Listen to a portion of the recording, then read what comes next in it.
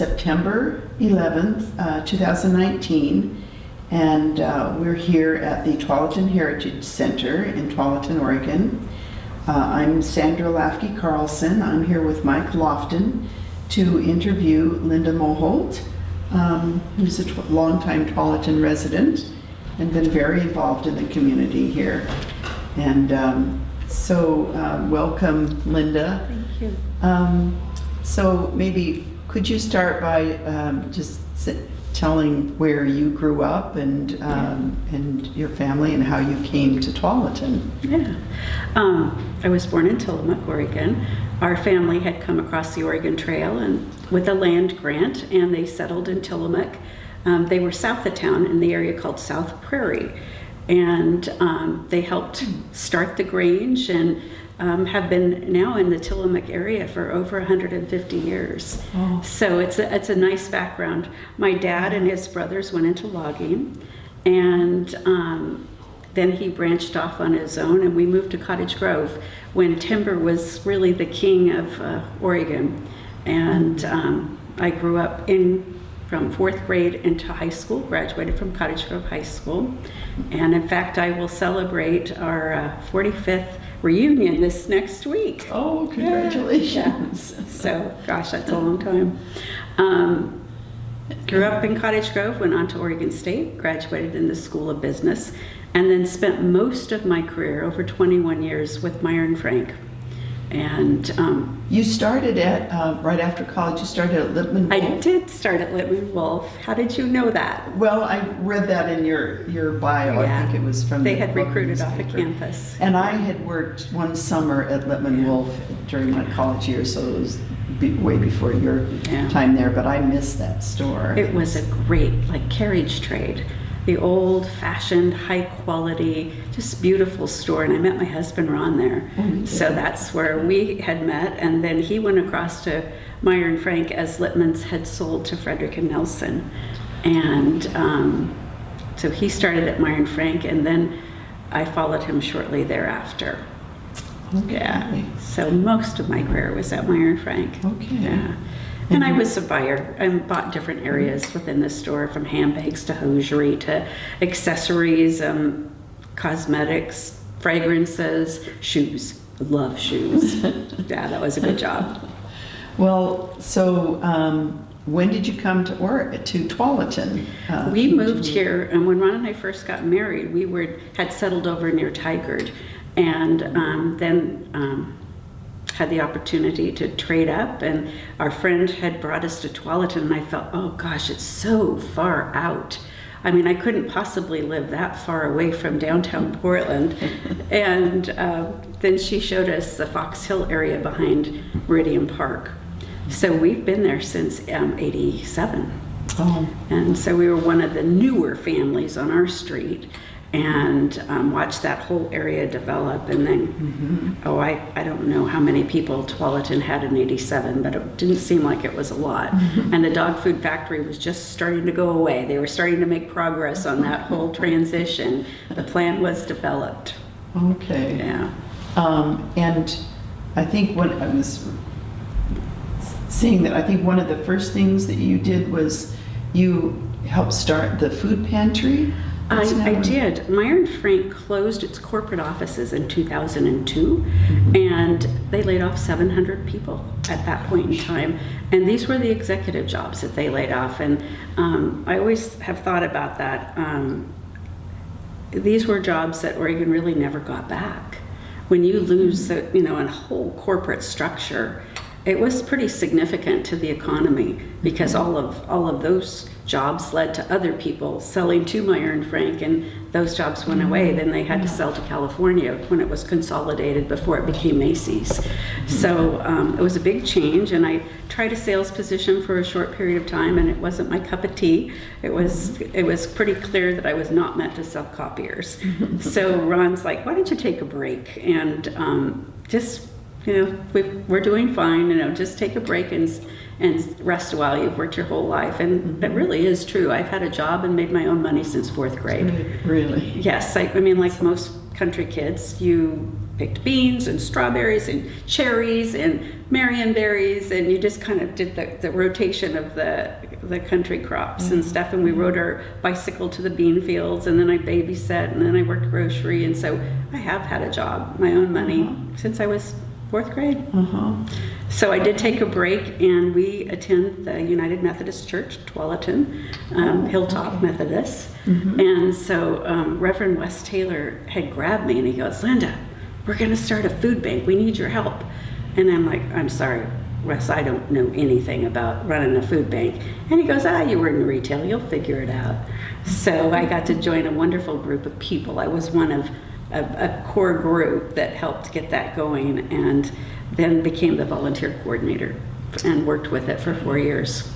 And it's still going strong. It's at Rolling fabulous, Hills yes. Church. Well, they offered, when the old school had to close up, and well, it was condemned and was going to be torn down, Rolling Hills approached us and said, "We've got this space that we just think would be perfect." And so it's kind of a mutual situation. For a very small fee, we rent space, and the food bank continues, and it's community supported. It's not Rolling Hills, it's the whole community, including Rolling Hills. So they were wonderful about, let's bring everybody in and make this, our whole community food bank. So, and then you went on to bring in several different programs or services that benefit the poor, and I'm wondering what kind of tuned you into that need? Do it was really more of listening to our clients on a weekly basis. Families would come in, and they would share, "Gosh, last night I spent the night at the hospital." And I'm like, "Oh my gosh, what for?" And it was like tooth pain. And I'm like, "Well, why didn't you go to the dentist?" "Well, I don't have dental care." And dental care is expensive. And a parent will most likely forgo going to the dentist for themselves to take care of their children first. And we saw this over and over and over. And so they go to the hospital and they get painkillers, but it wouldn't fix the tooth.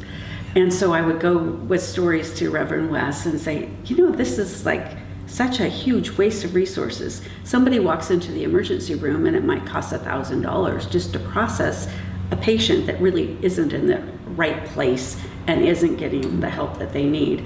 And then they might miss work and lose their job as a result of all of it. So I'm like, this is just not effective. So he said, "Well, call Medical Teams International. They run dental vans." He goes, "See what it would take for us to get them to come to Tualatin."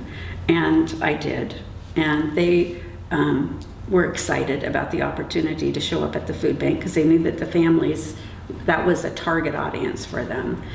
But they had requirements. I had to cold call dentists because I didn't know the community at that time. So I picked up the phone and I called 12 or 15 dentists, and I got the first one. And they had to volunteer. And then we also had to come up with some money. And George Bowlesby wrote the first check to fund that first dental van. And since then, we've been able to fundraise every single month and talk to Tualatin Rotary, and they fund the whole thing now. So we never have to go out and fundraise. Just once a year, they write the check and keep the dental van. In fact, we're up to 2 a month because the Rotary grant program matches what we raise locally. So it's been a great thing. And so one doesn't think of Tualatin. I don't think of Tualatin as a place where there's poverty. Right. That has an affluent. We have But a lot of there is. affluence, but we have about 1/3 of our population at or below poverty. Really?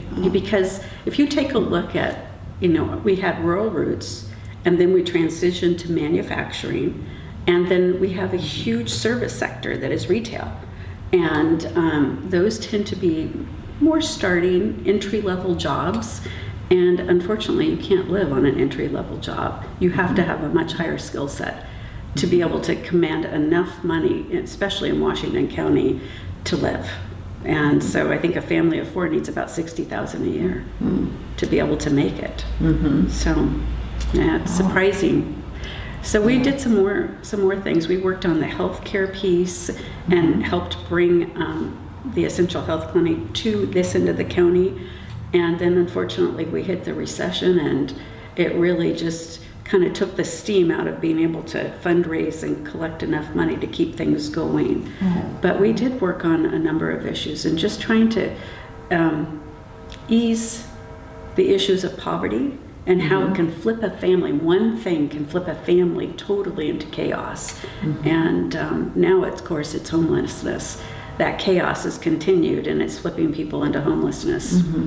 It's a much bigger issue. Is the clinic still, does it still exist here in Tualatin? The Essential Health Clinic does not exist any longer. It ended up having to close because of funding during the recession, but the school district saw that same need, and they helped bring the Virginia Garcia Clinic to Tualatin High School. So we have a way for families to get help now. That didn't exist before. And when it did exist, that was the only free At this end of the county. this end. Was actually in Tigard, King City, right at the DHS office on Highway 99. Yeah. It was well, again, I saw a need and would discuss it with Reverend West, and he would just point me in the direction. He knew everybody. He was the most connected man, and so he would say, call this person, call that person, and I'd just pick up a phone. So that's all I did is follow orders. You were a good partnership. It was a good partnership. And you also, I read that you were you helped draft and open the severe weather sheltering plan for the homeless in Washington County. Can you talk a little about that? I didn't know about that one. It was one of those situations where I'd gotten to know some of the folks that were working with homelessness. And this was through the Oregon Food Bank, and they really believe in eliminating the root cause of hunger. So what are those root causes? And then on a weekly basis, I got to know the local homeless population. And as we went into our first winter, it was ridiculous that, people could die if a severe, freeze happened. And it's like, that's not a good use of resources. I mean, that's just to lose a life over the fact that somebody doesn't have a place to stay during freezing weather. And sometimes they would even go into Fred Meyer and steal something to get arrested so that they go to jail instead of spending time. And again, that's just a waste of resources. So we got to talking with a lady from the Good Neighbor Center and another lady from Lukdorf, and the three of us that were having coffee, and there's got to be a way that we can figure this out. And we said, what if churches or nonprofit organizations were able to open their doors just during the freezing weather, the most dangerous time, and that we could put these people up? And so it kind of went from there. We took it to Washington County. They're like, interesting. I wonder if we could just be the framework that kind of connected the network, put the word out, and made this, county-wide. And that's what happened. We wrote it up and worked together on it, and we're recognized for that work. And so it exists today. Churches are opening up, and people are able to avoid those freezing nights. Oh, good. Yeah, it's pretty cool. Yeah, you've done a lot of connecting people and resources.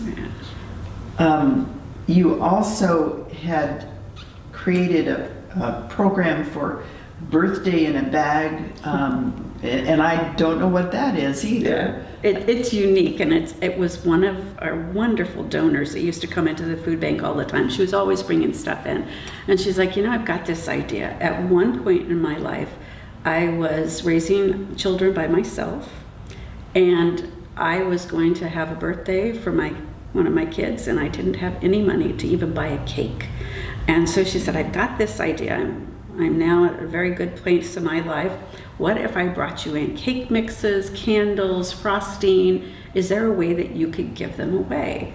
And so I set up an index card, and I'm like, as families would come in and check in, I'm like, give me the names of your kids and just their birthday. And on that date, we'll give you a little bag with a cake, candles, frosting, some plates, and it was just the cutest idea ever. It was totally her brainchild. And then she started fundraising or I should say cake raising for these bags full of wonderful things that we would give out every month. And it continues. It does. It does. And that's at the food bank there in Portland. And then you have also been involved with, is it called the workforce?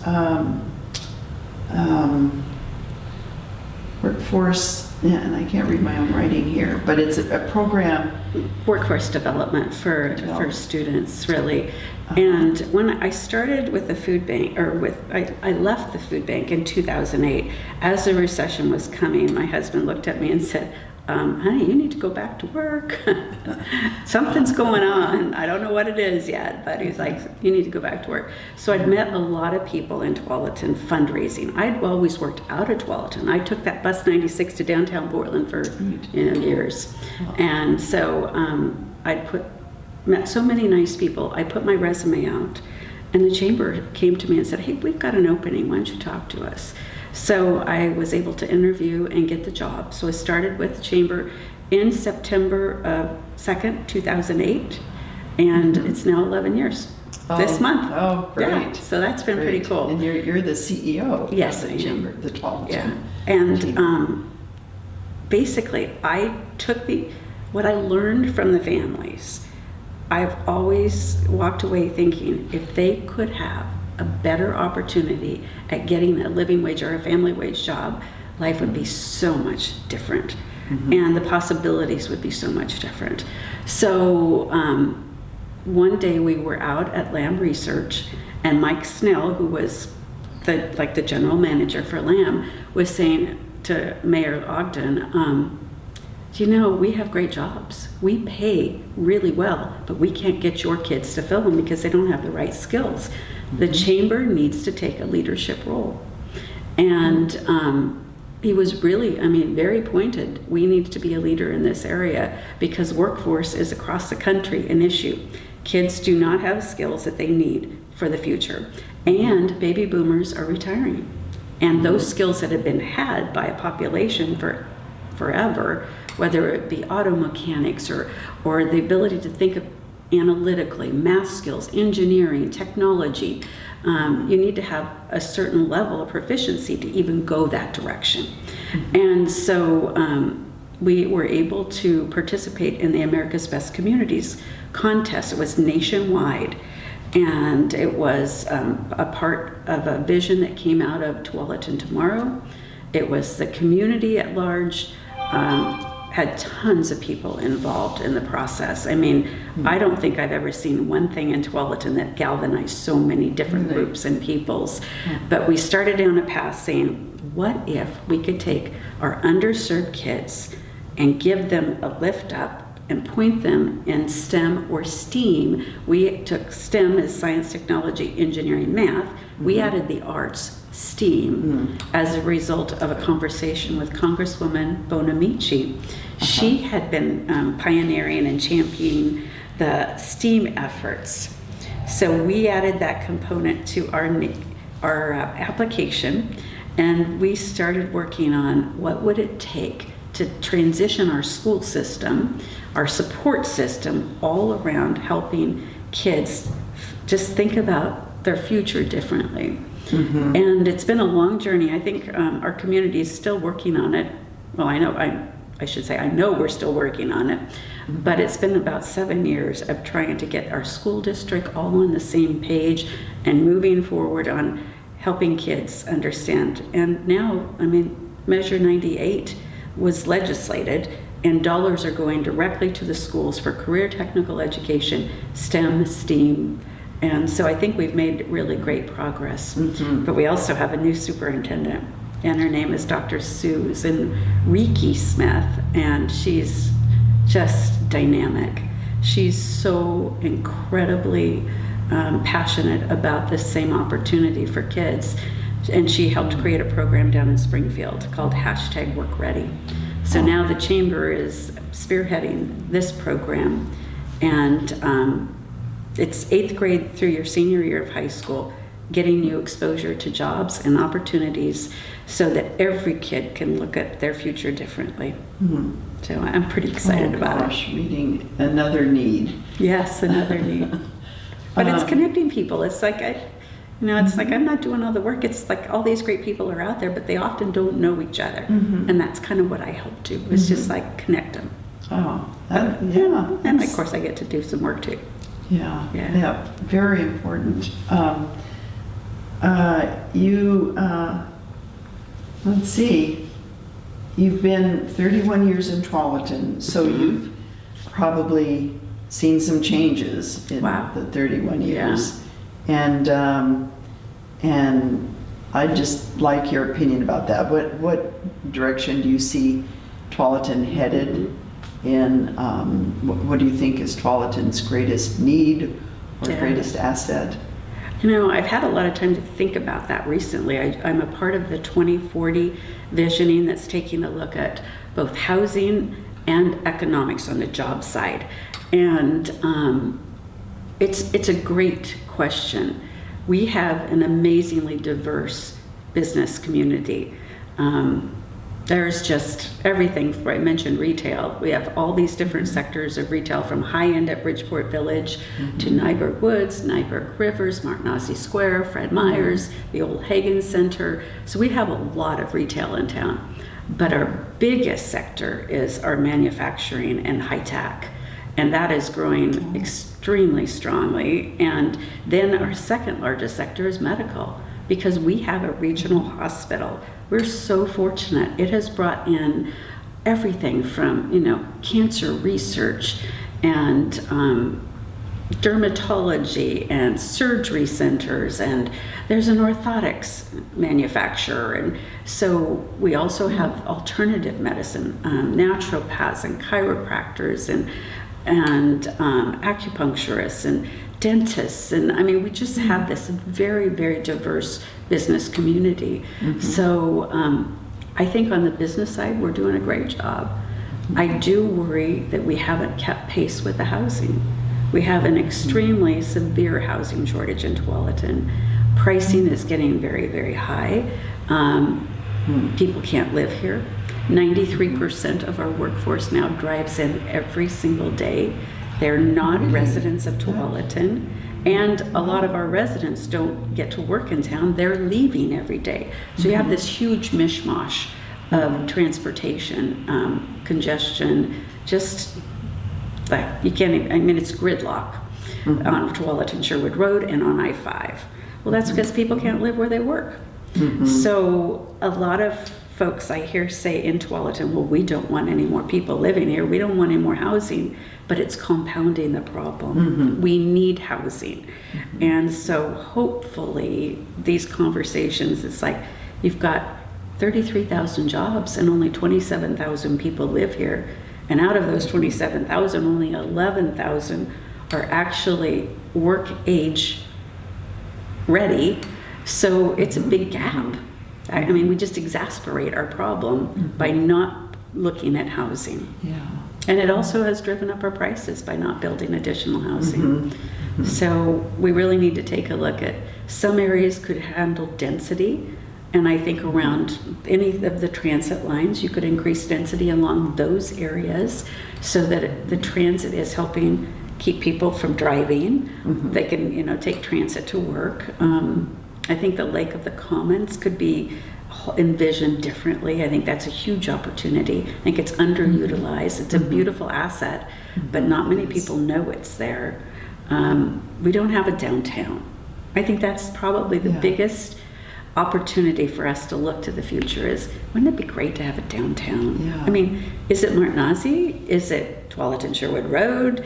Is it Bridgeport Village? Is that our downtown? Really, most of that is under Tualatin's jurisdiction. It is. We truly, and Bridgeport Village is, because sometimes it's listed as being in Tigard. It is. It has a Tigard zip code and address. It could have a Portland address. It could say Tualatin, but they actually all, until you get up to the movie theater, the street that the movie theater is on, all of it this way to the south is ours, under our jurisdiction. Our police department takes care of it. They, pay their taxes and fees to Tualatin. Okay. So it's kind of it's shared. Okay. Yeah. And I read recently that the ridership on West is not what they had anticipated No. when it went in, and you'd think that that might help people at least living in a certain area. So it's maybe Wes, getting yeah, people Wes is familiar an with that. asset, but unfortunately, the schedule does not work with an average workday. If you go to the industrial manufacturing areas, they're running 24/7, and so they might start their shifts at 5:30 or 4:30, 5:30, 6. Well, the first West train doesn't come in until 6:17. So they've already missed maybe 3 shifts before it even arrives. And then it leaves, it only goes till mid-morning, and then it starts up mid-afternoon and goes to about 6:37 or something. I'm not exactly sure of the time anymore. But if you take a look at what people are working, whether it's retail or otherwise, it doesn't fit. So you might be able to get to town, but you can't leave town. So most people end up not being able to use it. And the reason that it's not working and they can't extend it is it's a working railroad. I mean, it's a real railroad that's being, I think you probably see midday, a lot of freight going through, every night a lot of freight going through. It's an important link. Yeah. So we didn't think about that very carefully. I believe the region didn't think about the fact that that was going to be limited. Okay. Yeah. Well, hopefully in the So- future that. Yeah, maybe I've heard a couple of people think that they could add additional lanes so that they could run more, but again, it's money. Yeah, it's a lot of money. And what about Hagen's? Yeah, everybody Yes. wants to know about Hagen's. Yeah. Yeah, from what I've heard from the folks that manage the property, they would love to have a grocery store, just like we would like to have another grocery store. But most of the people that have looked at it, it's either too big or too small. And it's difficult to divide because you would need another freight door at the back side, and that's very congested, so it's probably not going to happen. So they just keep looking for that right tenant. Yeah. But we all want that. I keep thinking maybe some of those big boxed areas across the country could be turned into housing. I mean, what a great opportunity, because they already have parking. And it's just like I look at what they've done with the Eddy line over on Lower Boones Ferry, right across from Providence Medical Clinic. They've got wonderful housing and shopping or retail and restaurants right in front of them. So I think that mixed use area is like, maybe Hagen should think about putting in an apartment unit there or something, so that you would have your shopping and your housing and everything all in one place. Yeah. So that's Yeah, a good big location opportunity. for that. Well, apparently you have some hobbies. I can't believe that you have time for Lately, I for don't. hobbies. You don't. Yeah. But you enjoy, when you can, you enjoy gardening and I do. I walking. like to garden. I'm a farmer at heart. Yeah. My dad left me his ranch in Tillamook, and so we spend a little time there every summer. And my son and daughter both have an interest now in gardening, which I love. So they're kind of helping. Are they Shares of still it. at home? Our son Grown? actually is back with us. He is starting his career in music, and so he's living with us while he's trying to figure out the housing piece, because we're so expensive around the region. And he graduated from University of Oregon. And our daughter is an Oregon State grad, which I love. And she graduated in food science, is now at Portland State working on her PhD. Oh, great. So she's married and has a wonderful little house with her husband and starting her life, but she has her garden. So really like that. It's very exciting. So your kids are still close. Oh, they're very close, yeah. That's But nice. since our son returned, he's like, Mom, I can help. Let's plant. And so he helped pick out the plants, and it was awesome. Oh, Yeah. And I like getting together with friends and family, and we just, it's just like we're very, very home buddies. yeah. And then Ron likes to travel, my husband. He wants to see the whole world, so we go off on adventures. Oh, where's the next place you're going? Do you know? Well, Egypt. Egypt. Yeah. Oh. One of our dear friends, that was on number 1 on her list, and we're like, we're with you, we'll do it. Oh, yeah, those pyramids. I know. Can you imagine? I can't wait. Yeah. Yeah. Well, that's all the questions I have. Can you think of anything else that you would like to add? Thank you. No, it's been wonderful to live in Tualatin. It's been incredibly interesting to watch it grow. I think we have a lot of challenges, but the community seems to come together. When it gets bad enough, they seem to come together and try to figure it out. I love the friends that we've made. The best friends in our lives are here. It's easy to get to. Our access is incredible. And I think our business community is very vibrant. We have a mission to help businesses succeed. And as a result of that, everything is taken not from an adversarial standpoint, but really from, it's like, okay, this is what this group needs, this is what that group needs, how do we bring them together?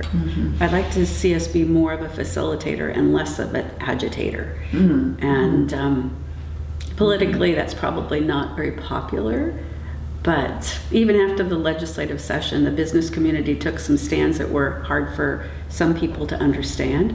But I called up our senator and our representative and said, hey, we don't agree on a lot of things, but there's plenty that we still agree on. I'd love to work with you on that.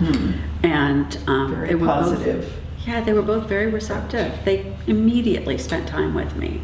And the same with some of the, I would say, groups in town that have taken a different position in the chamber. Same thing. It's like, okay, we didn't agree on this, but we absolutely do agree on these other things. Let's get at least that figured out. And we'll choose to disagree over here. I think people have forgotten civility and the ability to work together. So, well, so glad that you're still involved in Tualatin. Thank you. You've done a lot of service for the community. you forgot the Ice Age. Oh, I Oh my did. goodness. I did. How could we Thank forget you that? for remembering, because yes, you're Yeah. involved in the fundraising now for the. Hopefully, we'll get an Ice Age Trail Museum, maybe? trail museum in the future. Yeah. I'm sorry to delay this interview, but this is too important. My dear friend Yvonne Addington, Paul Hennon, and I saw an opportunity with the Ice Age Floods tourism plan to really make Tualatin a tourism stop. And years ago, we got involved and we wrote a grant to Washington County saying, you know, we got these bones and we think there's a story here. They suggested we hire Bill Baker. And I remember he told Yvonne, well, I can see managing expectations is going to be my biggest challenge. But when he got to the end of interviewing all the different players in town, he said, you have a story. He's like, this could be important for Tualatin long term. And he connected us with the National Park Service as they started designating the trail, and we are now officially a hub on that trail. So we worked for a long time on this story, and you can see results. We have, you know, the Tualatin River Greenway Trail has Ice Age artifacts scattered along it, and stories. Trail. Oh, it's beautiful. And we have a mastodon in the, you know, Nyberg River's parking lot, and everybody's like, what is that doing in the middle of town? And of course, the bones are at the library. They're here. They're scattered around the city. We need a place to put them. Yes. And we need a place for people to visit and to learn more. Oh, yes, definitely. But we've started a 501c3, and we're now officially, we have our bank account open, and we're officially starting to fundraise for the future. That's great. Yeah, it's so Best much of fun. luck in that effort. And Scott Burns, who is an incredible geologist and professor at Portland State, he's a part of this too. So we've got a good group in the library, Jerry Ann Thompson and Rick and Sylvia. Oh my goodness, they're with the Giga Floods and all of their work. We have some really great expertise that are helping us with this project. And then from the business standpoint, if we can get people to stop here, We want them to stay the night. We want them to shop in our stores, eat at our restaurants, check out the beautiful amenities around town. And we're kind of a gateway to the whole wine country. It's easy to get to Portland. It's easy to get to almost any part of Oregon right, from yeah. right here. That's right. So yeah. they need to come here. Yeah, Yeah. good. Well, thank you so much, Linda, for coming and Yeah, it's a telling pleasure. part of your story. Yeah. And, It's a real pleasure to be here. Thank you.